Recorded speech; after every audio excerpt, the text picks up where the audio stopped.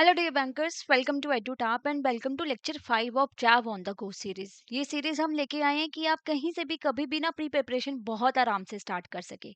तो जो आज का हमारा टॉपिक है वो है how bank act as a pledgee, mortgagee and hypothecatee. Right, हम बैंकर कस्टमर रिलेशनशिप के टाइप्स ही डिस्कस कर रहे हैं बिकॉज ये काफी इंपॉर्टेंट टॉपिक है आपका एग्जामिनेशन पॉइंट ऑफ व्यू से। और अगर आप टारगेट कर रहे हैं ना जैव में 2026, तो let me tell you, you should have a fair idea of previous year question, most important topic and important MCQs, जिनका हमने एक बहुत ही अच्छा पीडीएफ डॉक्यूमेंट तैयार किया। डिस्क्रिप्शन बॉक्स में जाके ना फाइल को एक्सेस कर सकते हैं। इसमें आपको क्या मिल रहा है, इंपॉर्टेंट टॉपिक, किस चैप्टर से कौन से टॉपिक इंपॉर्टेंट है और उनको कैसे अप्रोच करना है। इससे आपका टाइम बचेगा। Previous year question since 2023, because previous year question आपको रियल एग्जाम का पैटर्न बताते हैं कि किस तरीके के क्वेश्चन पूछे जा रहे हैं। केस स्टडी बेस्ड आ रहे हैं, मल्टीपल स्टेटमेंट आ रहे हैं, उसके अकॉर्डिंग आप अपनी प्रिपरेशन करते हो। फिर इंपॉर्टेंट एमसीक्यूज की प्रैक्टिस करने से आपकी स्पीड और एक्यूरेसी दोनों बढ़ती है। राइट, तो आप इस डॉक्यूमेंट को एक्सेस कीजिए और अपनी प्रिपरेशन को और आसान बनाइए, काफी हेल्पफुल रहेगा आपके लिए। ठीक है, तो let's start with our today's banker customer relationship. हम बात कर रहे थे ना कि how bank act as a pledgee और बोरोवर एज अ प्लेजर। इस रिलेशनशिप में बेसिकली होता क्या है, देखो मैं आपको पहले क्लियर कर दूं। प्लेजर, प्लेजी, हाइपोथिकेटर, हाइपोथिकेटेड, मॉर्टगेज, मॉर्टगेज, ये रिलेशनशिप ना बहुत डिटेल में मॉडल बी में भी हम अच्छे से पढ़ेंगे। वहां पे इनको बहुत डिटेल में करवाया हुआ है, टाइप्स वगैरह भी डिस्कस किए हुए मॉर्टगेज वगैरह के, तो वहाँ पे डिटेल में पढ़ेंगे। यहाँ पे हम बेसिक आइडिया लेंगे कि ये रिलेशनशिप बेसिकली है क्या।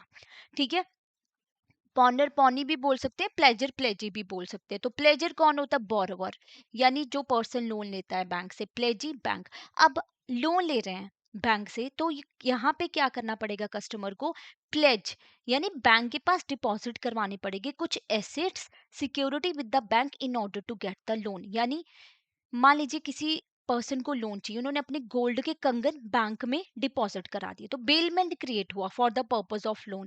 इस केस में कस्टमर बन गया क्या, प्लेजर या पॉनर बोल लो, और बैंक बन गया प्लेजी या पॉनी बोल लो। इस अरेंजमेंट में क्या होता है ना, जो जिसने ये अपने गोल्ड के कंगन दिए, या आप सिक्योरिटीज भी दे सकते हो, या वेयर हाउस रिसीट्स वगैरह भी बैंक के पास दे सकते हो, ये ना रहता है बैंक के पास जब तक कि आप लोन पे नहीं कर देते हो। ठीक है, बैंक के पास रहेगा, ओनरशिप आपकी है, आपने पोजेशन दिया बैंक के पास। अगर आप लोन पे डिफॉल्ट करोगे तो बैंक क्या कर सकता है, बैंक के पास राइट है कि आपके जो गोल्ड के कंगन है उनको बेच के अपना अमाउंट रिकवर करें। ठीक है, तो एक्चुअल में यहाँ पे पोजेशन बैंक को ट्रांसफर हुआ है, ओनरशिप आपके पास है। अगर आप लोन लिया आपने, आप ईएमआई टाइम से पे कर रहे हो, जब आपका लोन चुकता हो जाएगा तो आपको आपके क्या है, गोल्ड के कंगन वापस मिल जाएंगे। ठीक है, नेक्स्ट रिलेशनशिप है आपका हाइपोथिकेटर एंड हाइपोथिकेटी। ये कब यूज होता है, ये तब यूज होता है जब कस्टमर हाइपोथिकेट करता है सर्टेन मूवेबल और नॉन मूवेबल प्रॉपर्टी और assets with the banker in order to get the loan. यानी एक पर्सन है जिसको चाहिए था लोन, उसने क्या किया, अपनी कार को हाइपोथिकेट कर दिया। अब क्या बैंक कार अपने पोजेशन में ले रहा है, नहीं। जो कार की आरसी होगी, कार बोल लो या बाइक बोल लो, वो बैंक के पास होगी। बाइक आप ड्राइव कर रहे हो, कार भी अभी आप चला रहे हो। ठीक है, और एग्जांपल ले लेते हैं, एक स्टूडेंट है, उसको लोन चाहिए, उसने क्या किया, अपना लैपटॉप हाइपोथिकेट कर दिया और लोन ले लिया, तो लैपटॉप पे काम स्टूडेंट कर रहा है अभी। राइट, बट जो ओनरशिप है वो कहाँ पे ट्रांसफर होगी, बैंक के पास ट्रांसफर होगी। पोजेशन आपके पास है, ओनरशिप बैंक के पास ट्रांसफर होगी। राइट, तो इस सिनारियो में कस्टमर बन जाता है हाइपोथिकेटर और बैंक बन जाता है हाइपोथिकेटी। क्लियर, फिर लोन मिलता है।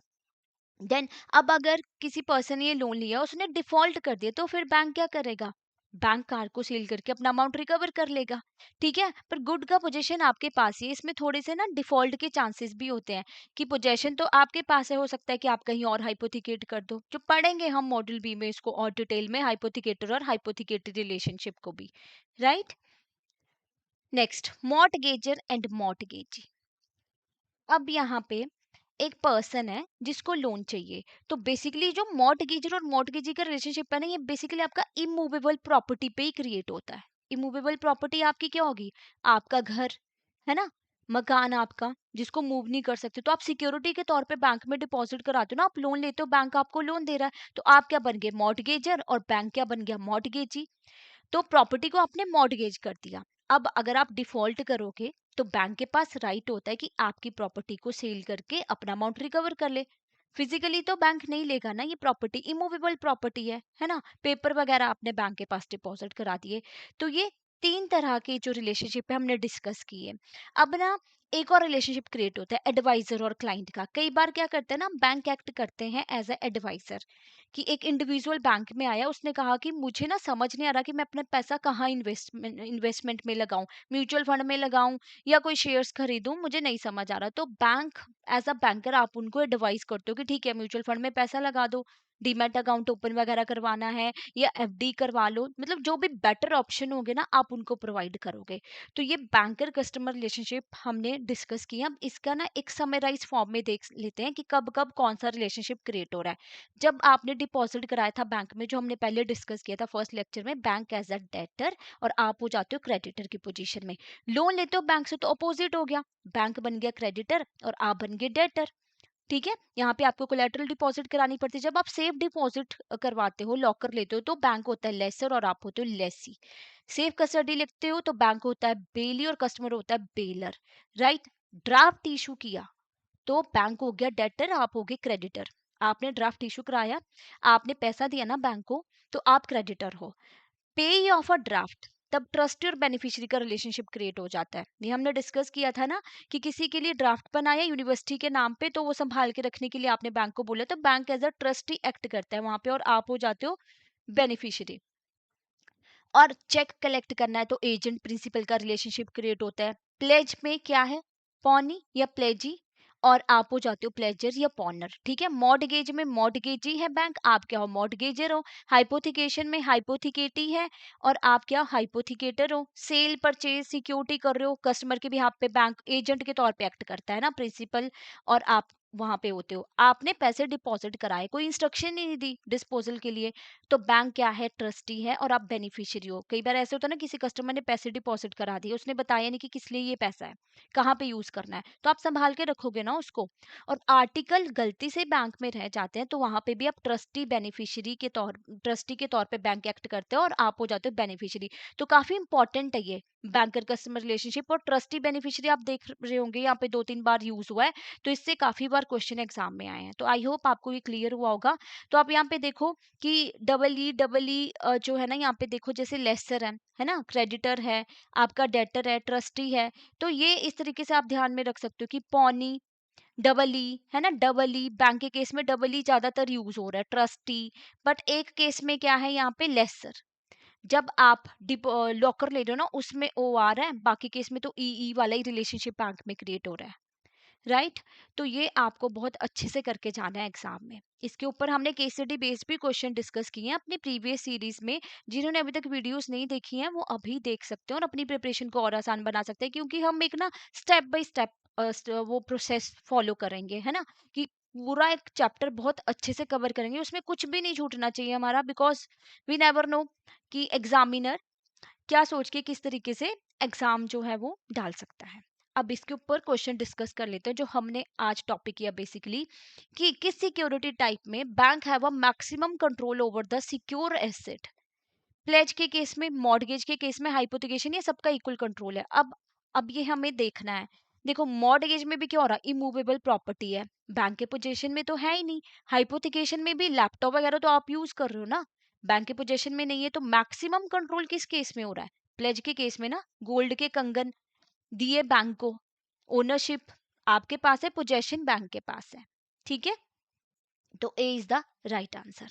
नेक्स्ट क्वेश्चन, सुनीता है एक पर्सन, वो मॉर्गेज करती है अपना flat worth 65 lakh to SBI for 45 lakh home loan at 8.5% for 15 year. She lives in the flat with her family. तो व्हाट इज सुनीता का लीगल स्टेटस क्या regarding the flat during the loan period. उनका कोई right नहीं है, बैंक ओन एवरीथिंग, या she has a ownership and possession, bank has a legal charge. वो टीनेंट है, ईएमआई पे कर रही है रेंट के तौर पे, या ज्वाइंट ओनरशिप है विद बैंक। देखो मॉर्टगेज में जब आप इमूवेबल प्रॉपर्टी दे रहे हो बैंक को, तो एक लीगल चार्ज क्रिएट हो गया ना। आप उस फ्लैट पे रह रहे हो, पोजेशन आपके पास ही है, ओनरशिप भी। बट क्या है, अगर आप डिफॉल्ट करोगे तो बैंक क्या करेगा, आपका फ्लैट सेल करके अपना अमाउंट रिकवर कर लेगा till the time you are staying there comfortably. ठीक है, तो B is the right answer कि ओनरशिप और पोजेशन है, लीगल चार्ज क्रिएट हुआ है मॉर्गेज के केस में एक तरीके से कि हाँ अगर डिफॉल्ट करेगा ये पर्सन तो हम इसका घर जो है वो सेल कर देंगे और अपना अमाउंट रिकवर कर लेंगे। नेक्स्ट क्वेश्चन, प्राइमरी डिफरेंस क्या है प्लेज और हाइपोथिकेशन में? कई बार स्टूडेंट को कंफ्यूजन भी हो जाता है कि प्लेज, हाइपोथिकेशन, मॉर्गेज सब सेम सेम सा लग रहा है, बट प्राइमरी डिफरेंस क्या है? क्या प्लेज इमूवेबल प्रॉपर्टी के लिए और हाइपोथिकेशन मूवेबल के लिए है, या प्लेज में फिजिकल पोजेशन मिल रहा है बैंक को और हाइपोथिकेशन में बोरोवर की पोजेशन, या pledge has a higher interest rate than hypothecation, या प्लेज रिक्वायर रजिस्ट्रेशन और हाइपोथिकेशन डज नॉट? देखो, प्लेज में क्या कर रहे हैं, फिजिकल पोजेशन दे रहे हैं ना बैंक को। जो गोल्ड के कंगन उस लेडी ने डिपॉजिट कराए थे, लोन लिया था, वो ईएमआई पे कर रही है। ठीक है, जब ईएमआई चुका देगी तो क्या हो गया, गोल्ड के कंगन बैंक को वापस करने हैं। किसको? उसी लेडी को जिसने लोन लिया है। तो फिजिकल पोजेशन दिया है यहाँ पे, ओनरशिप उस लेडी की है। अगर वो डिफॉल्ट करेगी फिर बैंक के पास राइट है कि बैंक क्या करते हो, सेल कर देता है, बट सेल करने से पहले प्रॉपर नोटिस दिया जाता है ना बॉरोवर को कि हम आपकी क्या है, गोल्ड की ज्वेलरी को सेल कर देंगे, आप अमाउंट पे करो ईएमआई का। अगर फिर भी नहीं पे करते तो एक और नोटिस जाता है। तो उसके बाद भी कोई रिप्लाई नहीं आता, पेमेंट नहीं होती, तो फिर बैंक क्या करता है, ऑक्शन में लगा देता है। राइट, ऐसे होता है। और हाइपोथिकेशन में बोरोवर के पास ही पोजेशन है ना, तो अपने सिंपल सा एक यहाँ पे कॉन्सेप्ट ध्यान में रखना है, जैसे कार, बाइक जो हम लोग यूज करते हैं, लैपटॉप है ना, कंप्यूटर यूज कर रहे हैं, हाइपोथिकेट करवा दिया। और वर्किंग प्रोसेस में जो गुड्स यूज होती है ना, जो बनती है, उनपे भी क्या है, हाइपोथिकेशन क्रिएट होता है कि बन रही है गुड्स वगैरह। तो ये बेसिक डिफरेंस है कि bank get physical possession pledge में और हाइपोथिकेशन में बोरोवर कीप द पोजेशन। तो आई होप कि आपको बैंकर कस्टमर रिलेशनशिप में अभी क्लैरिटी मिली होगी थोड़ी। तो हम ये सीरीज में डिटेल में सब कुछ डिस्कस करेंगे, राइट? अभी देखो, टाइम है आपके पास प्रिपरेशन करने का, और अभी गोल्डन टाइम है आई वुड से, बिकॉज फिर क्या होगा, आपकी मार्च की क्लोजिंग वगैरह आ जाएगी, फिर आप बिजी हो जाओगे। तो अभी आप अपनी प्रिपरेशन अच्छे से कीजिए, अभी से स्टार्ट कीजिए, थोड़ा थोड़ा करके पढ़िए। तो उसके लिए आप क्या कर सकते हो, आप हमारे कोर्सेज में एनरोल कर सकते हो। आपको क्या करना है, कोर्सेज में जाना है।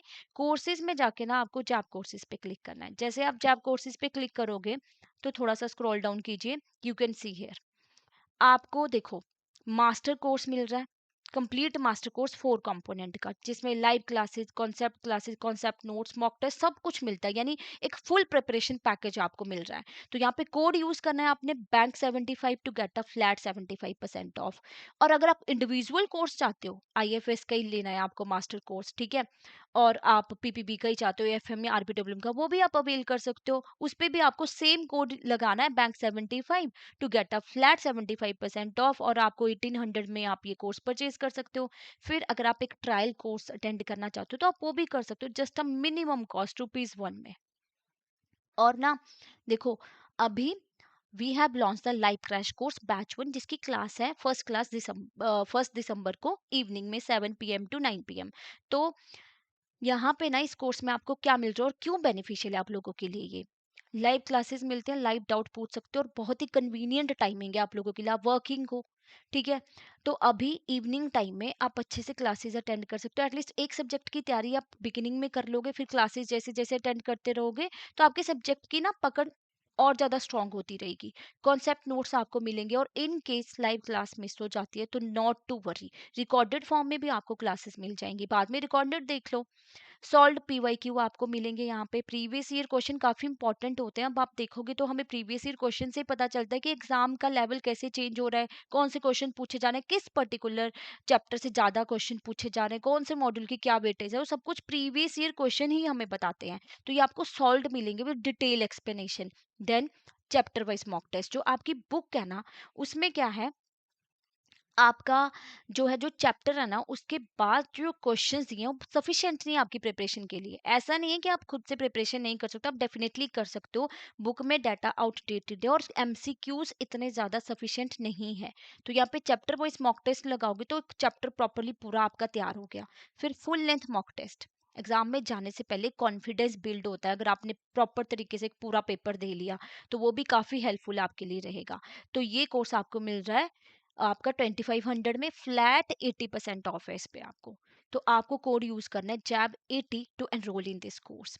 एंड सपोज कीजिए अभी आपको मोटिवेशन ही नहीं फील हो रही, you want to study, you want to crack May 2026, but अभी मोटिवेशन की कमी है कि आपको समझ नहीं आ रहा कैसे प्रिपरेशन करो, तो आप जो है हमारी मेंटर टॉक भी अरेंज करवा सकते हो, पर अपने मेंटर से बात कर सकते हो, उनसे पूछ सकते हो कि किस तरीके से मैं अपनी पढ़ाई स्टार्ट करूँ, I am not feeling like motivated to start my preparation but I want to do. तो ये होता है, इट हैपन विद एवरीवन। तो आप मेंटर से डिस्कस करके एक स्ट्रेटेजी भी अपना सकते हो कि ठीक है, इस तरीके से मैं पढ़ाई करूंगा तो मेरा जैम में 2026 क्रैक हो जाएगा, करूंगा या करूंगी, राइट। चलिए, तो अगर आपको कोई और डाउट है ना, कोई और क्वेरी है, anything you want to ask, you can call us on this number and mail us also hello@edutap.co.in. Thank you so much. Have a nice day. Next session में हम next part discuss करेंगे.